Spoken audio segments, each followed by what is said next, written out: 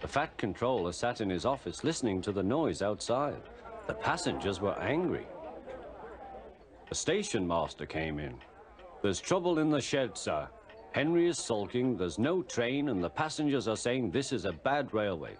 "Indeed," said the Fat Controller, "we cannot allow that." He found Gordon, James, and Henry looking very cross. "Come along, Henry, it's time your train was ready." "Henry's not going," said Gordon. "We won't shunt like common tank engines. That was Thomas's job. We are important tender engines. You fetch our coaches and we will pull them. Tender engines don't shunt." "Oh, indeed," said the Fat Controller. "We'll see about that. Engines on my railway do as they are told." And he hurried away to find Edward. The yard has never... Edward was shunting. "Leave those trucks, please, Edward," said the Fat Controller. "I want you to push coaches for me in the yard." "Thank you, sir. That will be a nice change." "That's a good engine. Off you go, then."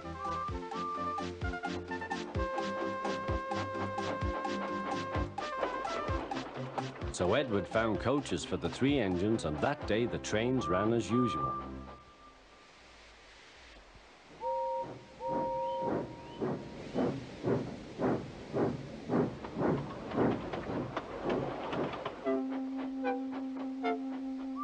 But next morning, Edward looked unhappy.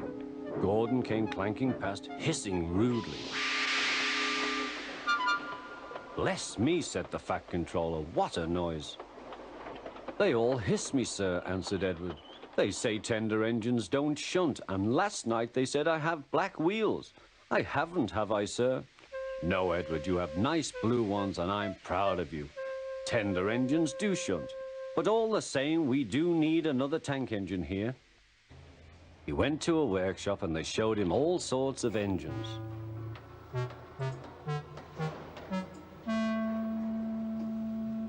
At last he saw a smart little green engine with 4 wheels. "That's the one," he thought. "If I choose you, will you work hard?" "Oh, sir, yes, sir." "That's a good engine. I'll call you Percy."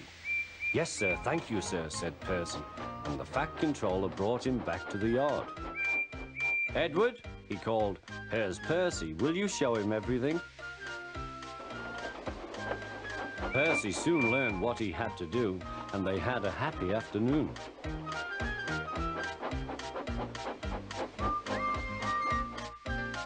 Then Henry came by, hissing as usual.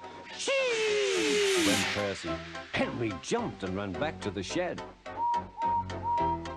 "How beautifully you wheeshed him," laughed Edward.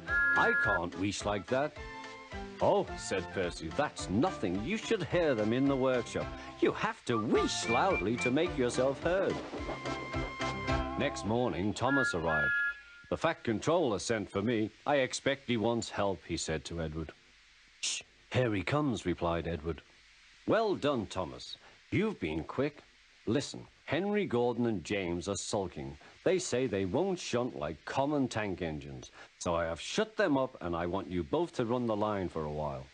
"Common tank engines, indeed," snorted Thomas. "We'll show them." "And Percy will help too." "Oh, sir, yes, sir. Please, sir," answered Percy. Edward and Thomas worked the main line, greeting each other as they passed by. Percy puffed along the branch line. Thomas was anxious about Annie and Clarabelle, but both driver and guard promised to take care of them. There were fewer trains, but the passengers didn't mind. They knew the 3 other engines were having a lesson. Gordon, James, and Henry were cold, lonely, and miserable. They wished now they hadn't been so silly.